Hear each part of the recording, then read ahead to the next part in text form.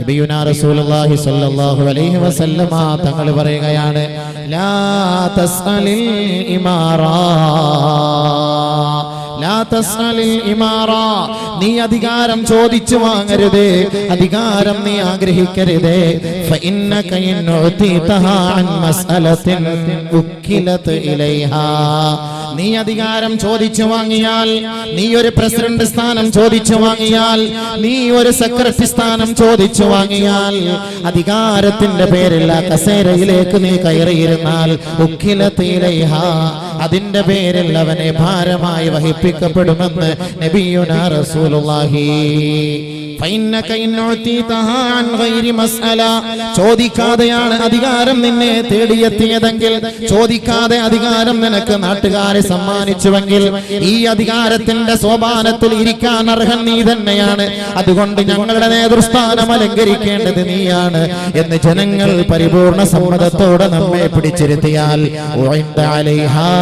അതിന്റെ പേരിൽ നിനക്ക് അല്ലാഹുവിന്റെ സഹായം ഉണ്ടാകുമെന്ന് നബിയുനാ റസൂലുള്ളാഹി സ്വല്ലല്ലാഹു അലൈഹി വസല്ലം. അതുകൊണ്ട് അധികാരം എന്ന് പറയുന്നത് നാം ഉദ്ദേശിക്കുന്നത് പോലെ ഒരു നിസ്സാരമായ വസ്തുവല്ല, അത് സാരമായ സംഗതി തന്നെ.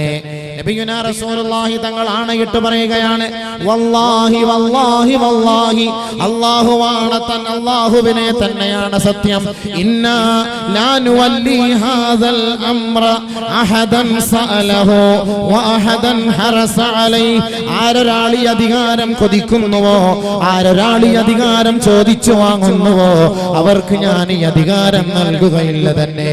ഹബീബായ തങ്ങൾ പറയുകയാണ്, വല്ലാഹി അല്ലാഹുവേ തന്നെയാണ് സത്യം ചെയ്ത് ഞാൻ പറയുകയാണ്, ഇന്നാ ലാ നുവല്ലി ഹാദൽ അമല അഹദൻ സഅലഹു വഅഹദൻ ഹറസ അലൈഹി, ആരൊരാൾ ഇതിനു വേണ്ടി കടിച്ചു തൂങ്ങുന്നുവോ, ആരൊരാൾ ഇതിന്റെ പിന്നാലെ ഓടുന്നുവോ, ആരൊരാൾ ഇതിനു വേണ്ടി വ്യഗ്രത കാട്ടുന്നുവോ, ആരൊരാൾ ഇതിനു വേണ്ടി കൂടെ തന്ത്രം മെനയുന്നുവോ, അവർക്ക് ഞാനിത് നൽകുകയില്ല തന്നെ. ലോകത്തിന്റെ ഹബീബ് മുഹമ്മദ് മുസ്തഫ. വീണ്ടും അല്ലാഹുവിന്റെ റസൂൽ പറയുകയാണ്, ഇന്നകും സതഹരിസൂന അലൽ ഇമാറ, ഒരു അധികാരത്തിന്റെ കസേരയ്ക്ക് വേണ്ടി നിങ്ങൾ കൊതിക്കുകയാണ് അല്ലേ, ഒരു സെക്രട്ടറി സ്ഥാനത്തിന് വേണ്ടി യാചിക്കുകയാണല്ലേ, ഒരു പ്രസിഡന്റിന്റെ പദവിക്ക് വേണ്ടി കൊതിക്കുകയാണ് അല്ലേ, ഒരു മെമ്പർ സ്ഥാനത്തിന് വേണ്ടി ആഗ്രഹിക്കുകയല്ലേ. ഇന്നകും സതഹരിസൂന അലൽ ഇമാറ, അധികാരത്തിന് വേണ്ടി നിങ്ങൾ കൊതിക്കുകയാണ്. ഈ മുഹമ്മദിന് ആത്മാവ് ഏതൊരു റബ്ബിന്റെ മേലാണോ, ആ റബ്ബിനെ തന്നെയാണ് സത്യം ചെയ്ത് പറയട്ടെയോ, വസതകൂന നദാമതൻ യൗമൽ ഖിയാമ, അധികാരികളെ അധികാരികളെ അധികാരികളെ, വസതകൂന നദാമതൻ യൗമൽ ഖിയാമ, നാളെ ഖിയാമത്തിൽ ഈ അധികാരത്തിന്റെ പേരിൽ നിങ്ങൾ ദുഃഖിക്കേണ്ടി വരും, ഖേദിക്കേണ്ടി വരും, പ്രയാസപ്പെടേണ്ടി വരും, നിങ്ങളുടെ വിരലുകൾ നാളെ കടിക്കേണ്ടി വരുമെന്ന് ലോകത്തിന്റെ ഹബീബ് മുഹമ്മദ് മുസ്തഫ സല്ലല്ലാഹു അലാ മുഹമ്മദ് സല്ലല്ലാഹു അലൈഹി വസല്ലം. ഒരിക്കൽ അബൂദർ റളിയല്ലാഹു തആല അൻഹു, ബഹുമാനപ്പെട്ട അബൂദർ റളിയല്ലാഹു അൻഹു റിപ്പോർട്ട് ചെയ്യുന്ന ഹദീസ് തന്നെയാണ്, ഖുൽതു, ഞാൻ നബി തങ്ങളോട് ചോദിക്കുകയാണ്, യാ റസൂലല്ലാഹ്, അല്ലാഹുവിന്റെ റസൂലേ, അല്ലാഹുവിന്റെ റസൂലേ, അലാ തസ്തഅമിലുനി ഹാദാ, ഈ അധികാരം എന്നെ ഏൽപ്പിക്കുമോ നബിയേ, ഈ അധികാരത്തിന്റെ ഉത്തരവാദിത്തം, ഈ നാടിന്റെ ഉത്തരവാദിത്തം, ഈ ജമാഅത്തിന്റെ ഉത്തരവാദിത്തം, ഈ മഹല്ലിന്റെ ഉത്തരവാദിത്തം, ഈ സമൂഹത്തിന്റെ ഉത്തരവാദിത്തം എന്റെ മേൽ ഏൽപ്പിക്കുമോ യാ റസൂലല്ലാഹ്. നബിയുനാ റസൂലുള്ളാഹി തങ്ങളോട് ബഹുമാനപ്പെട്ട അബൂദർ റളിയല്ലാഹു അൻഹു ചോദിക്കുകയാണ്. അബൂദർ റളിയല്ലാഹു അൻഹു പറയുകയാണ്, ഫളറബനി ബിയദിഹി അലാ മൻകിബി, ഹബീബായ റസൂലുള്ളാഹി തങ്ങൾ എന്റെ ചുമലിൽ തട്ടിയിട്ട് ആദരവായ റസൂലുള്ളാഹി തങ്ങൾ പറയുകയാണ്, യാ അബൂദർ, ഏ അബൂദറേ, ഇന്നക ലഈഫുൻ, ഇന്നക ലഈഫുൻ വ ഇന്നഹാ അമാന, നീ ബലഹീനനാണ്, നീ ബലഹീനനാണ്, നിന്നെ കൊണ്ട് ഈ പണി ഏറ്റെടുക്കാൻ കഴിയില്ല, ഈ പണി ഉത്തരവാദിത്വ ബോധമുള്ള പണിയാണ്, ഈ പണി അമാനത്താണ്, ഈ അധികാരം നാളെ റബ്ബിന്റെ കോടതി കോടതിയിൽ ചോദ്യം ചെയ്യപ്പെടുക തന്നെ ചെയ്യും. നാളെ റബ്ബുൽ ഇസ്സത്തായ തമ്പുരാൻ അർശിന്റെ തണൽ നൽകാമെന്ന് വാഗ്ദാനം ചെയ്തത് ഭരണീയരായ മക്കളെ അല്ലാഹുവിന്റെ തൃപ്തിയുടെ വഴികളിലേക്ക് ഭരിച്ചാലല്ലാതെ കണ്ട് നാളെ നീ ആഖിറത്തിൽ ഖേദിക്കേണ്ടി വരുമെന്ന് നബി തങ്ങൾ അല്ലാഹുവിന്റെ റസൂൽ ആ സഹാബിയുടെ തോളിൽ തട്ടിയിട്ട് പറയുകയാണ്, യാ അബൂദർ, അബൂദർ, ഇന്നക ലഈഫുൻ, നീ ബലഹീനനാണ്, വ ഇന്നഹാ അമാന, ഇതൊരു ഭാരിച്ച ഉത്തരവാദിത്തമാണ്.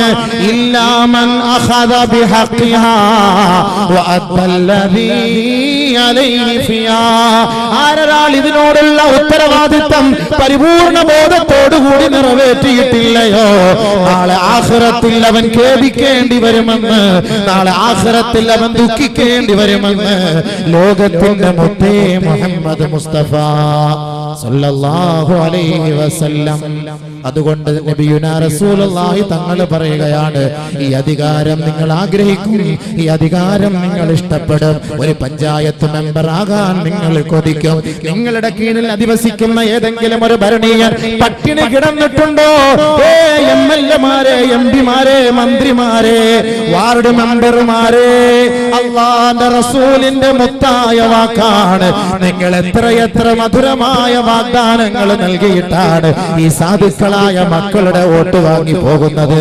ഈ പാവപ്പെട്ട മക്കളെ പട്ടിണി കിടന്നാൽ, അവർക്ക് കുടിക്കാൻ വെള്ളമില്ലെങ്കിൽ, അവർക്ക് കിടക്കാൻ പാർപ്പിടമില്ലെങ്കിൽ, അവർക്ക് നടക്കാൻ റോഡില്ലെങ്കിൽ, അവർക്ക് സഞ്ചരിക്കാനുള്ള ഗതാഗത യോഗ്യതയൊന്നുമില്ല എങ്കിൽ അല്ലാഹു റബ്ബുൽ ഇസ്സത്തിന്റെ കോടതിയുടെ മുന്നിൽ ഈ ഇമാമിനെ പിടിച്ചു നിർത്തുമത്രേ, ഈ നാടിന്റെ ഭരണാധികാരിയെ പിടിച്ചു നിർത്തുമത്രേ.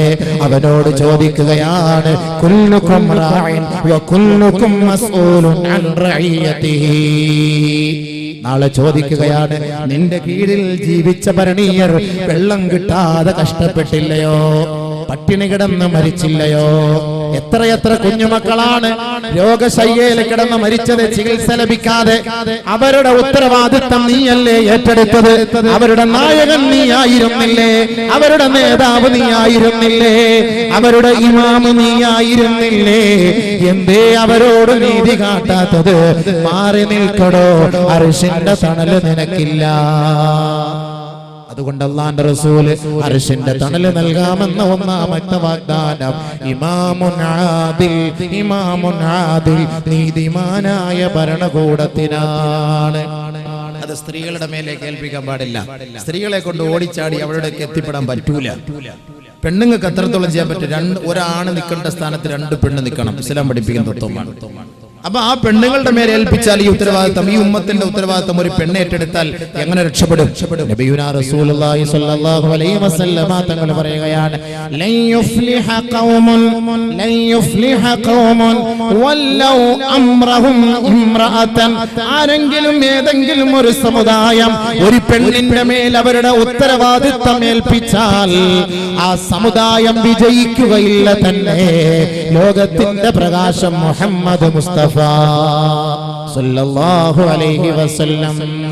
അധികാരം പെണ്ണുങ്ങളുടെ മേൽ ഏൽപ്പിച്ചാൽ ആ നാട്ടിൽ ഖൈറുണ്ടാവൂല.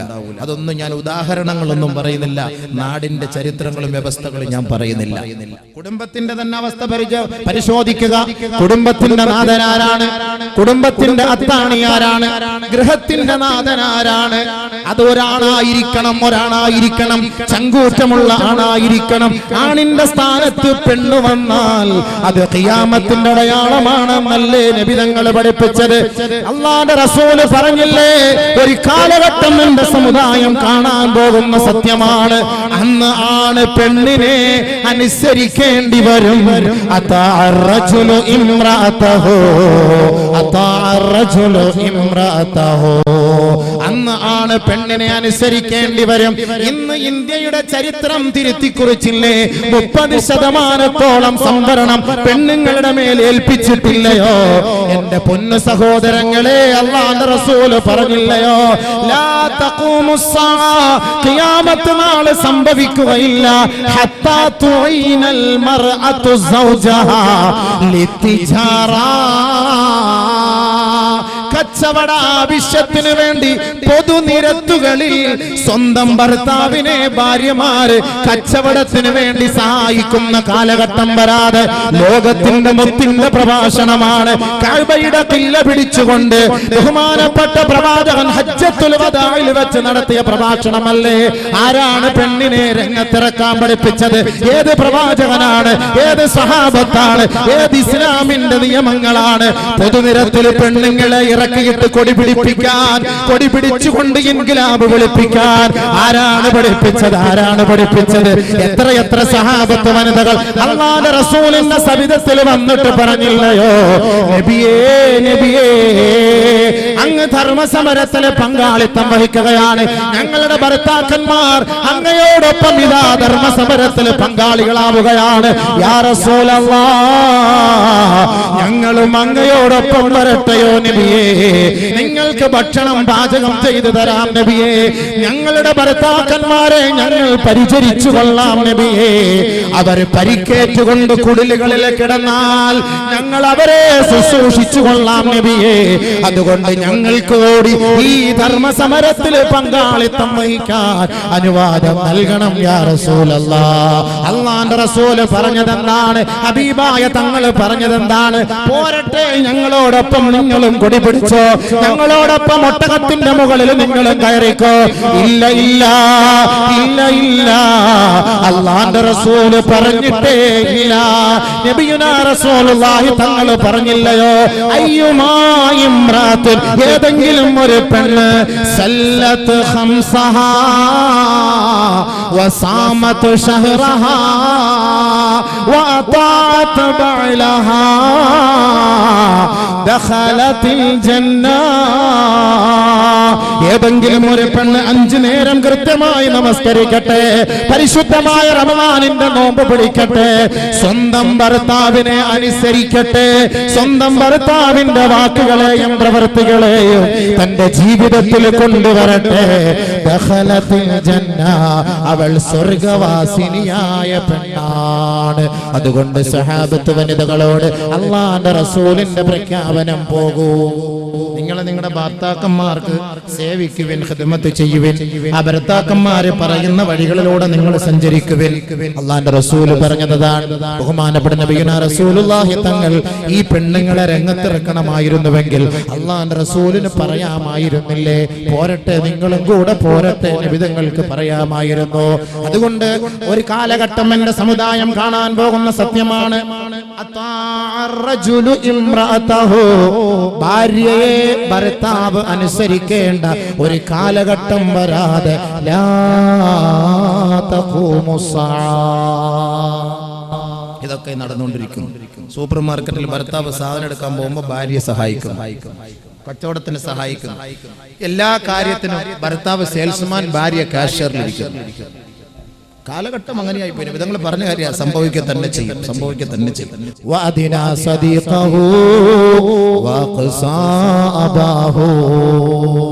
കൂട്ടുകാരെ അടുപ്പിക്കും, മാതാപിതാക്കളെ അകറ്റി നിർത്തും.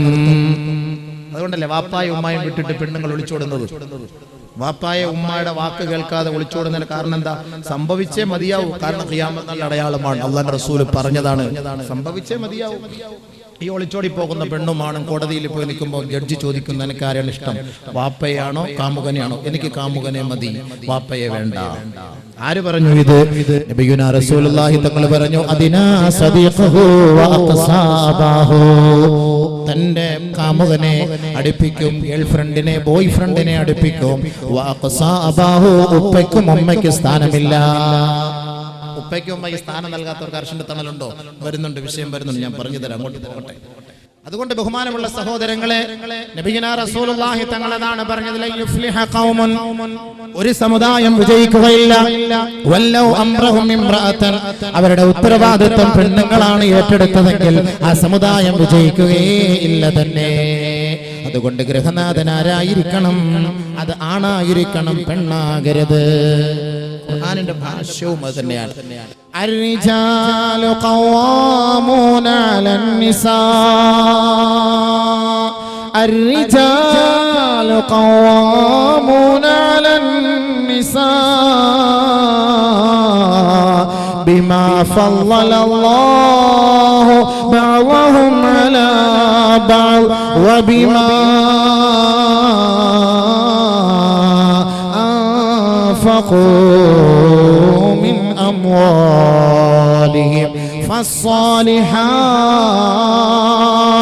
فالصالحات قانتات حافظات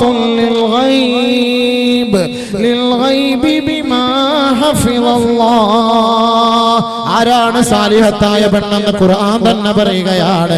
പിന്നെ നമുക്ക് മറ്റു തെളിവിന് ഇവിടേക്ക് പോകണം. എന്റെ വിഷയം അതല്ലാത്തത് കൊണ്ട് ഞാൻ അതിലേക്ക് കടക്കുന്നേയില്ല. ബഹുമാനപ്പെട്ട നബി തങ്ങൾ അതാണ് പറഞ്ഞത്, അധികാരം പെണ്ണിന്റെ കൈകളിൽ ഏൽപ്പിക്കരുത്, ആ സമുദായം വിജയിക്കുകയില്ലെന്ന് നബി തങ്ങൾ പറഞ്ഞുവെങ്കിൽ ആരൊരാൾ അധികാരത്തിന്റെ സോപാനം പങ്കിടുന്നുവോ ആ അധികാരികളോട് അള്ളാന്റെ റസൂലിന്റെ ഒരു ഉപദേശമാണ്, ഒരു പ്രഭാഷണമാണ്, ഒരു ദുആയാണ്. ഭരണകർത്താക്കളെ, നിങ്ങളുടെ കീഴിൽ അധിവസിക്കുന്ന ഭരണീയരുണ്ടല്ലോ, അവർ വെളിച്ചമില്ലാതെ, വോൾട്ടേജ് ഇല്ലാതെ, വെള്ളമില്ലാതെ, കുണ്ടും കുഴിയുമായ റോഡുമായിട്ടാണ് ദിനംതോറും നിങ്ങളെ നോക്കി അവർ നെടുവീർപ്പിടുകയും കണ്ണുനീരൊലിപ്പിക്കുകയും ചെയ്യുന്നുവെങ്കിൽ ആദരവായ റസൂലുള്ളാഹി തങ്ങൾ ദുആ ചെയ്തത് ഈ സഹോദരങ്ങൾ ഒന്ന് കേൾക്കണേ. അല്ലാഹുമ്മ മൻ വലിയ മിൻ അംരി ഉമ്മതി ശൈആ. അല്ലാഹുവേ, എന്റെ ഉമ്മത്തിന്റെ ഉത്തരവാദിത്തം ആരാണോ ഏറ്റെടുത്തത്, എന്റെ സമുദായത്തിന്റെ ഉത്തരവാദിത്തം, അവരുടെ ഭരണീയ ഉത്തരവാദിത്തം, അവരുടെ ഭരണത്തിന്റെ ഉത്തരവാദിത്തം ഏതൊരു സമുദായമാണോ ഏറ്റെടുത്തത്, ഫശഖ അലൈഹിം, എന്റെ ഉമ്മത്തിനെ, എന്റെ അനുയായികളെ, എന്റെ സമുദായത്തെ ഏതൊരു ഭരണകർത്താക്കള് വേദനിപ്പിച്ചുവോ, അല്ലാഹുമ്മ അശ്ഖുഖ അലൈഹി, അവരെയും നീ ബുദ്ധിമുട്ടിക്കേണമേ റബ്ബേ. ഹബീബായ റസൂലുള്ളാഹി തങ്ങളുടെ ദുആയാണ്. രാഷ്ട്രീയക്കാരൊക്കെ നല്ലപോലെ ശ്രദ്ധിച്ചോ. പള്ളി ഭരിക്കുന്നവര്, പള്ളിയുടെ ഉത്തരവാദിത്തം, ജമാഅത്തിന്റെ ഉത്തരവാദിത്തം വഹിക്കുന്നവര്, പ്രസിഡന്റ്, സെക്രട്ടറിമാരൊക്കെ ശ്രദ്ധിക്കണം. ലൈറ്റ് ഇല്ല പള്ളിയില്, ഫാൻ കറങ്ങുന്നില്ല, കുറെ നാളായി ഫാൻ കറങ്ങിയിട്ട്. ജമാഅത്ത് നിസ്കരിക്കാൻ പള്ളിയിലെ കമ്മിറ്റിക്കാർ വന്നിട്ട് വേണ്ട ഇത് പറയാൻ. ആരോട് പറയാൻ? പ്രസിഡന്റിനോടോ. കക്കൂസിന്റെ കൊളുത്ത് പോയിട്ട് 2 മാസമായി, കൊളുത്തില്ലാതെ ബക്കറ്റ് എടുത്ത് അടച്ചു വെച്ചിട്ട് അവിടെ വെച്ചിട്ടാണ് ആളുകൾ പാത്തിക്കൊണ്ടിരിക്കുന്നത്. ഇവിടെ വേറെ ആരും വരാറില്ല, നോക്കാറില്ല. ബാത്റൂമിലേക്ക് കയറിയാൽ തന്നെ ബോധം കെട്ട് വീഴും. ആ കോലത്തില് നല്ല വെള്ള ക്ലോസറ്റ് ആയിരുന്നു, ഇപ്പൊ മഞ്ഞ നിറായി. അത് തന്നെ രാഷ്ട്രീയം മാറിപ്പോയി. പള്ളിയുടെ നല്ല കാർപ്പറ്റ് വിരിച്ചു സുജൂദിൽ ചെയ്ത സഹോദരൻ അലർജി ഇല്ലാതെ സുജൂദ് ചെയ്യും. എഴുന്നേൽക്കുമ്പോ അലർജിയോടുകൂടി എഴുതി. കാരണം എന്ത്? മൊത്തം പൊടി. അത് തൂക്കാനോ അത് ക്ലീൻ ചെയ്യാനോ ജമാഅത്ത് കമ്മിറ്റിക്കാരും വരാറില്ല. ഇവർ ഈ രാജ്യത്തിന്റെയും ഈ മഹലിന്റെയും ഭരണകർത്താക്കളാണ്. സൂക്ഷിക്കണം. അധികാരത്തിന്റെ കസേരയിലിരുന്ന് മൊയ്ലിയാർ എപ്പോ വരും, മൊയ്ലിയാർ എപ്പോ പോകും, 5 വഖത്തിന് വന്നോ 3 വഖത്തിന് വന്നോ നോക്കലല്ല അവരുടെ ജോലി. ഈ ജമാഅത്തിന്റെ പരിപൂർണ ഉത്തരവാദിത്വം അവരുടെ കൈകളിൽ അല്ലാഹു ഏൽപ്പിച്ചു. ഖുർആനിന്റെയും ഹദീസിന്റെയും ഉദ്ധരണികൾ പറഞ്ഞുകൊണ്ടാണ് ഞാൻ പ്രഭാഷണം നടത്തുന്നത്. ആർക്കും വൈരാഗ്യം വേണ്ട. ഞാനും ഒരു പള്ളിയിലെ ഖത്തീബാണ്. എന്റെ മഹലിൽ ഞാൻ പ്രസംഗിച്ചിട്ടുള്ള കാര്യമാണ്. അള്ളാഹുവിനെ അല്ലാതെ ഈ പടപ്പ് ഒരു മനുഷ്യനെയും പേടിക്കാറില്ല. അതുകൊണ്ട് എന്റെ മുന്നിലിരിക്കുന്നവരിൽ ജമാഅത്തിന്റെ ഭാരവാഹിത്വം ഏറ്റെടുത്തവരുണ്ടെങ്കിൽ ഈ പറയുന്നതൊന്ന് കേട്ടോളി. നാളെ ആഖിറത്തിൽ അർശിന്റെ തണൽ വേണോ? അതിനു വേണ്ടിയിട്ടാണ്. ഇമാമുൻ ആദിൽ, ആദിലായ ഭരണാധികാരി, ഇമാമുൻ ആദിൽ, ആദിലായ ഭരണാധികാരി. നമ്മുടെ പള്ളികളൊക്കെ ഒന്ന് പരിശോധിച്ച് നോക്കി. നമ്മുടെ വീടുകള് നല്ല വൃത്തിയും വെടിപ്പോടെ കിടക്കുമ്പോ നമസ്കരിക്കുന്ന മുസല്ല അഴുക്കാണ്, നമസ്കരിക്കുന്ന കാർപ്പറ്റ് പൊടി പിടിച്ച് കിടക്കുകയാണ്. ഒരു വാക്വം ക്ലീനർ വാങ്ങിച്ചു കൊടുക്കാൻ ആരുമില്ലേ? പള്ളി പെയിന്റ് അടിച്ചിട്ട് വർഷങ്ങളായി. നമ്മൾ നമസ്കരിക്കുന്ന ജമാഅത്ത് നമസ്കരിക്കുന്ന പള്ളിയാണ്. അള്ളാഹുവിന്റെ മലക്കുകളും റഹ്മത്തുകളും ഇറങ്ങിക്കൊണ്ടിരിക്കുന്ന ഒരു ഭവനമാണ്. ആ ഭവനം കിടക്കുന്നത് കണ്ടില്ലേ? ആരും അതിനെ കുറിച്ച് അന്വേഷിക്കാറില്ല. എന്നാൽ 21 അംഗ സംഘ കമ്മിറ്റിയുണ്ട്. ജമാഅത്ത് ഭാരവാഹികള്, പ്രസിഡന്റ്, സെക്രട്ടറി എല്ലാം നല്ല കഴിവുള്ള അവർ നല്ല വണ്ടിയിൽ വരുന്നു, നല്ല വണ്ടിയിൽ തിരിച്ചു പോകുന്നു. പള്ളിയുടെ ഹൗൽ കഴുകിയിട്ട് 3 വർഷമായി. പായൽ പിടിച്ചിട്ട് വെള്ളം കിടക്കുന്ന പോലെ അറിയാൻ പറ്റൂല. ആ കോലഘട്ടത്തിലാണ്, ആ കോലത്തിലാണ്. അള്ളാന്റെ റസൂൽ അതാണ് പറഞ്ഞത്, സൂക്ഷിച്ചോ സൂക്ഷിച്ചോ. നീതിമാന്മാരായ ഭരണാധികാരികളല്ല എങ്കിൽ അർശിന്റെ തണല് പ്രതീക്ഷിച്ചുകൊണ്ട് നാളെ അങ്ങോട്ടേക്ക് പോകേണ്ടതില്ല.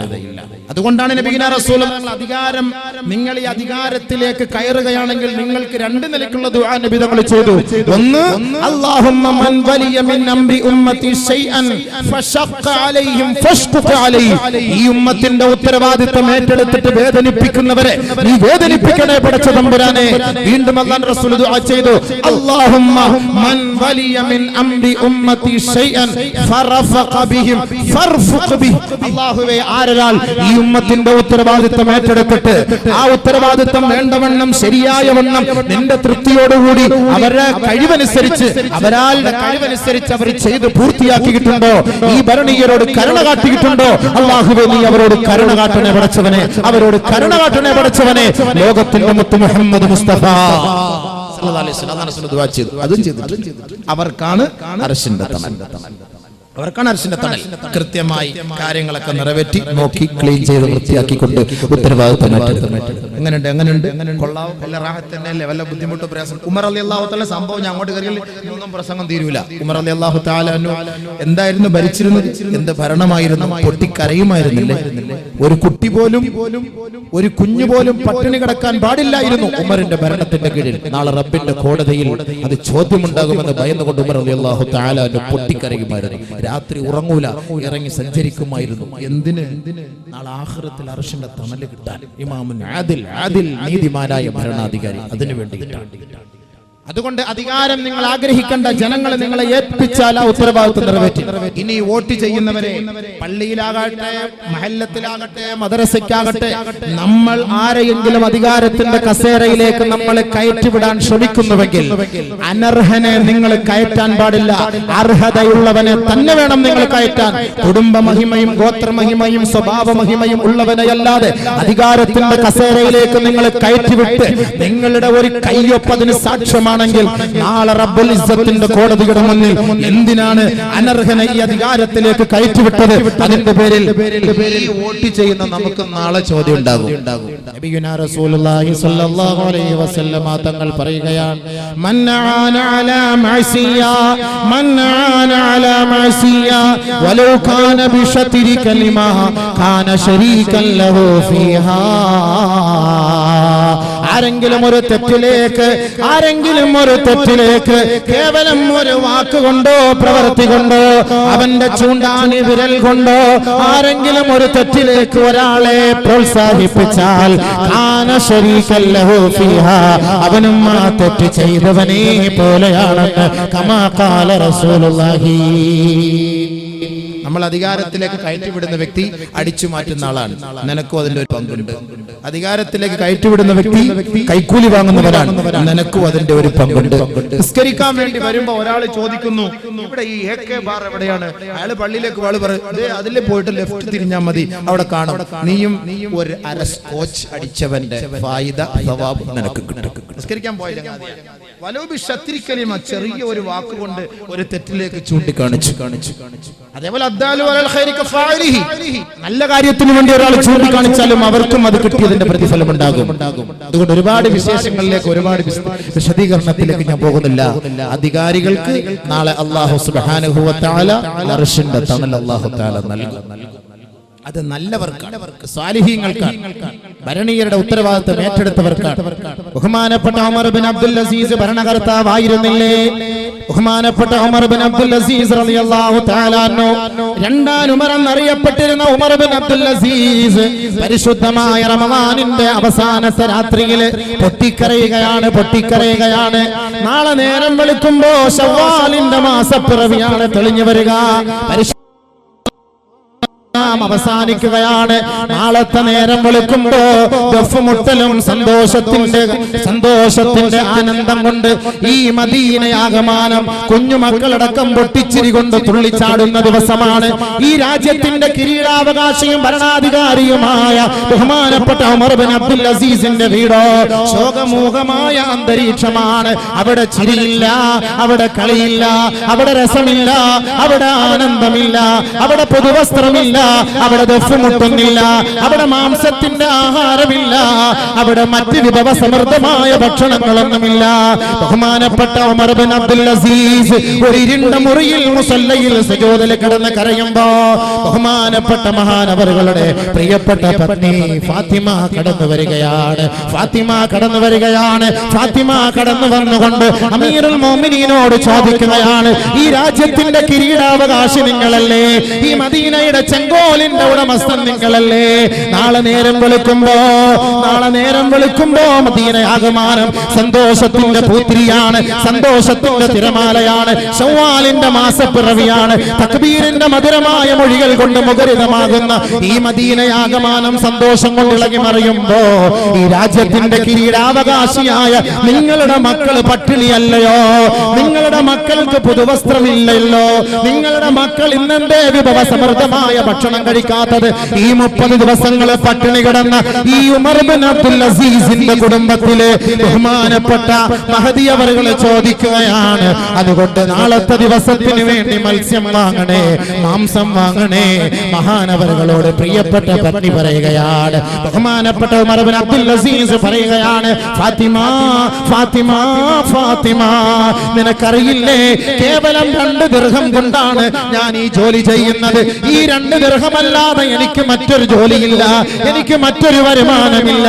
അതുകൊണ്ട് തന്നെയാണ് ഞാനും നീയും നമ്മുടെ മക്കളും ജീവിക്കുന്നത്. അതുകൊണ്ട് ഫാത്തിമ, നമുക്ക് നല്ല ഉടുപ്പും സന്തോഷങ്ങളും വിഭവ സമൃദ്ധമായ ഭക്ഷണങ്ങളും സ്വർഗത്തിലാണ്. തന്റെ മക്കളോടൊന്ന് പറഞ്ഞു കൊടുക്കൂ ഫാത്തിമ. ബഹുമാനപ്പെട്ട ഉമർ ബിൻ അബ്ദുൽ അസീസിനോട് ഫാത്തിമ വീണ്ടും പൊട്ടിത്തെറിക്കുകയാണ്, അല്ല മഹാനവറുകളെ, എല്ലാവരും സ്വർഗത്തിന്റെ പ്രവൃത്തിയാണ് ചെയ്യുന്നത്. പക്ഷേ നേരം വെളുക്കുമ്പോ മദീനയാകമാനം പുത്തൻ വസ്ത്രങ്ങളുമായി കുഞ്ഞുമക്കൾ തക്ബീറിന്റെ മധുരമായ മൊഴികളുമായി പള്ളികളിലേക്ക് പോകുമ്പോ ഈ രാജ്യത്തിന്റെ കിരീടാവകാശിയുടെ മക്കൾ കീറിയ വസ്ത്രവുമായി, കണ്ടം വെച്ച് തയ്ച്ച വസ്ത്രവുമായി പള്ളിയിലേക്ക് പോകുന്നത് നമുക്ക് അപമാനമല്ലേ?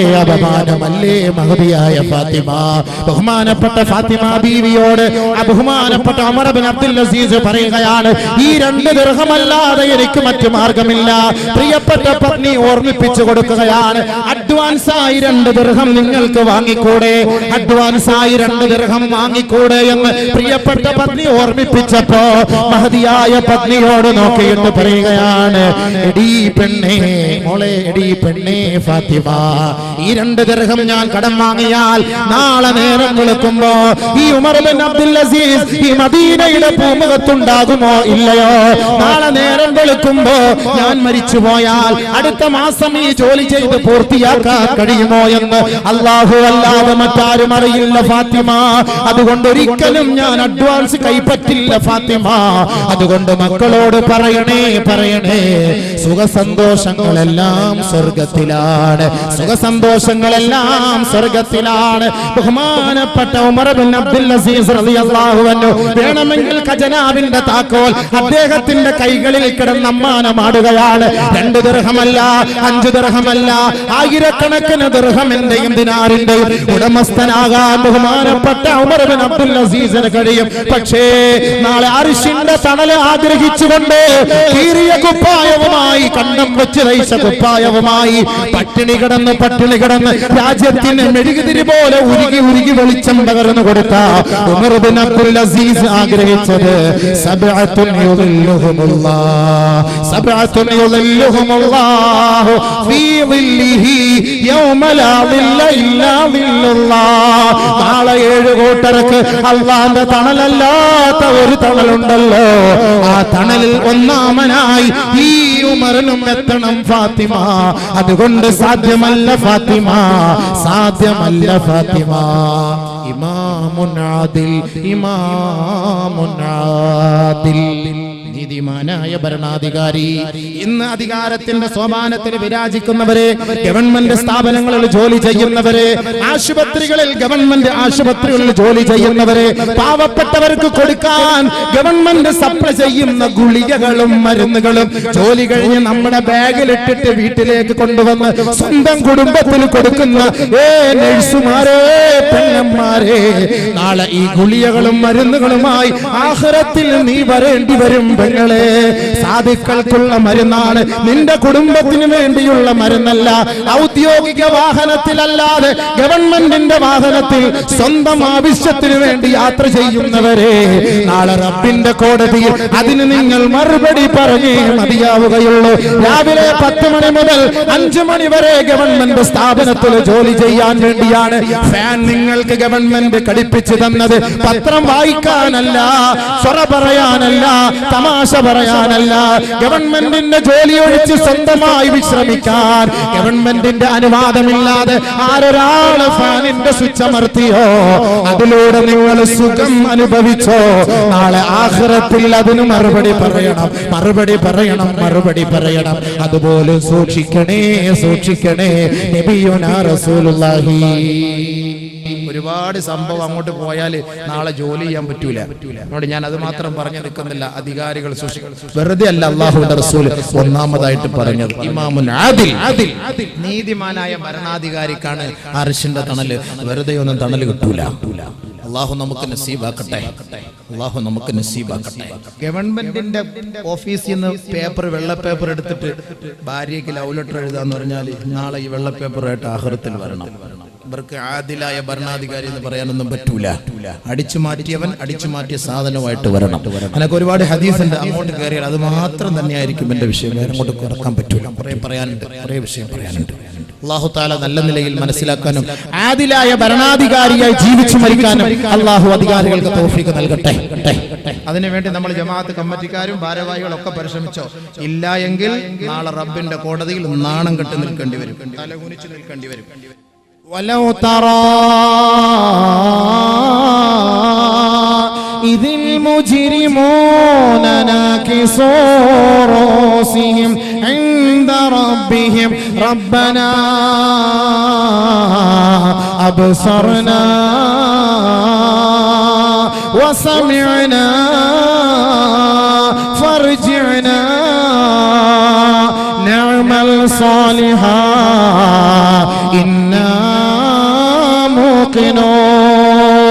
ആദരവായ റസൂലുള്ളാഹി തങ്ങളിലേക്ക് നോക്കിക്കൊണ്ട് പടച്ച തമ്പുരാൻ ചോദിക്കുകയാണ്, ദുനിയാവിൽ കുറ്റകൃത്യങ്ങൾ ചെയ്തുകൊണ്ട് റബ്ബിന്റെ കോടതിയിലേക്ക് വരുന്നവർ അവരുടെ കുറ്റങ്ങളെല്ലാം അവിടെ പ്രദർശിപ്പിക്കപ്പെടുമ്പോ, അവിടെ വായിക്കപ്പെടുമ്പോ, നബിയേ നബിയേ അവരുടെ മുഖങ്ങൾ ലജ്ജ കൊണ്ട് നാണം കൊണ്ട് കുനിഞ്ഞു നിൽക്കുന്നത് അങ്ങേക്ക് കാണാൻ കഴിയും ഹബീബേ.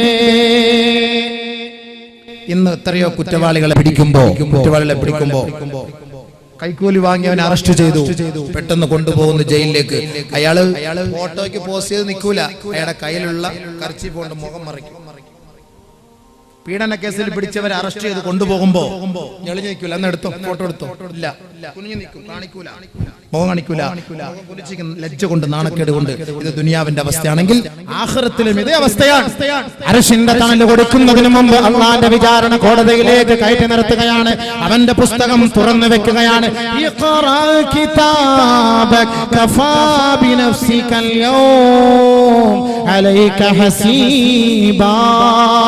ഇത് നിന്റെ ഗ്രന്ഥമാണോ? ഇത് നീ കടിച്ചതും പിടിച്ചതും രസിച്ചതും രമിച്ചതും ആനന്ദിച്ചതും കൈക്കൂലി വാങ്ങിയതും കള്ളത്തരം കാണിച്ചതും ഇത് മുഴുവനും ഇതിൽ രേഖപ്പെടുത്തിയിട്ടുണ്ട്. ലാ യുഗാദിറു സഗീറതൻ വലാ കബീറ, ഒന്നുപോലും വിട്ടിട്ടേ ഇല്ല. എല്ലാം ഇതിൽ സവിസ്തരം പ്രതിപാദിക്കപ്പെട്ടിരിക്കുകയാണ്. വായിക്കടോ വായിക്കടോ. ഇവന്റെ മുന്നിലേക്ക് അത് എടുത്തു കൊടുക്കുമ്പോ ഇവന്റെ ഓരോ സംഭവങ്ങൾ അവിടെ വെളിവാക്കപ്പെടുമ്പോ വലൗ തറാ ഇതിൽ മുജ്രിമൂൻ നാകിസൂ റൂസിഹിം ഇൻദ റബ്ബിഹിം, അല്ലാഹുവിന്റെ കോടതിയുടെ മുന്നിൽ അവർ തലകുനിച്ചുകൊണ്ട് പ്രാർത്ഥിക്കുകയാണ്. ഇന്ന് പോലീസിന്റെ കാല് പിടിക്കുന്നത് പോലെ, ഗവൺമെന്റിന്റെ കാല് പിടിക്കുന്നത് പോലെ, യമാനെ ഒന്ന് രക്ഷിക്കണേ, രാഷ്ട്രീയക്കാരന്റെ കാല് പിടിച്ചുകൊണ്ട് യാചിക്കുന്നത് പോലെ ഒന്ന് രക്ഷിക്കണേ, ഒന്ന് രക്ഷിക്കണേ. എന്റെ മുഖത്തെ വിവരണമാക്കരുത്, എന്നെ പരസ്യപ്പെടുത്തരുത്, എന്റെ ലജ്ജയെ നിങ്ങൾ കാണണേ, എന്റെ ന്യൂനതയെ മറച്ചു വെക്കണമേ എന്ന അധികാരികളുടെ കാല് പിടിച്ചു പറയുന്നത് പോലെ റബ്ബിന്റെ കോടതിയിലെത്തുമ്പോ ഇവൻ പറയുകയാണ്, റബ്ബനാ അബ്സർനാ വസമിഅനാ ഫർജിഅനാ അല്ലാഹുവേ ഇപ്പോഴാണ് ബോധം വന്നത്, ഇപ്പോഴാണ് ബോധം വന്നത്, ഇപ്പോഴാണ് ഞങ്ങൾ മനസ്സിലാക്കിയത് നിന്റെ യാഥാർത്ഥ്യവും നിന്റെ അസ്തിത്വവും ആഖിറത്തിന്റെ വലിപ്പവും അർശിന്റെ തളലിനെ കുറിച്ച് മനസ്സിലാക്കിയത്. അബ്സറനാ വസമിഅനാ ഫർജിഅനാ, ഒരിക്കൽ കൂടി ഒന്ന് മടക്കണമേ, ഒരിക്കൽ കൂടി ഒന്ന് മടക്കണമേ. നിഅമൽ സാലിഹാ, ഞങ്ങൾ നല്ല പ്രവർത്തികൾ ചെയ്തു കൊള്ളാം. ഇന്നാ മൂഖിനൂൻ, ഉറപ്പ് പറയുന്നു അല്ലാഹ്, ഇനി വഞ്ചിക്കില്ല അല്ലാഹ്, പ്രതിജ്ഞയ്ക്ക് എതിരെ പ്രവർത്തിക്കില്ല അല്ലാഹ്, പ്രതിജ്ഞയെ ലംഘിക്കില്ല അല്ലാഹ്, ഉറപ്പിച്ച് തറപ്പിച്ച് പറയുന്നു അല്ലാഹ്, നിന്റെ സിംഹാസനത്തെ പിടിച്ച് സത്യം ചെയ്ത് പറയുന്നു അല്ലാഹ്. നർജിഉ നഅമൽ സാലിഹാ ഫർജിഅനാ, ഒന്ന് മടക്കണമേ, മടക്കണമേ. നാളെ റബ്ബിന്റെ കോടതിയിൽ പോയി നാണം കെട്ട് സംസാരിക്കുന്നതിനേക്കാൾ ഇന്ന് അഭിമാനത്തോടുകൂടി ജീവിക്കണേ അധികാരി വർഗമേ. എങ്കിൽ അല്ലാഹു അവർക്ക് ഒന്നാമത്തെ സ്ഥാനം അർശിന്റെ തണലിൽ നൽകുകയാണ്. ഇമാമുൻ ആദിൽ, നീതിമാനായ ഭരണാധികാരി.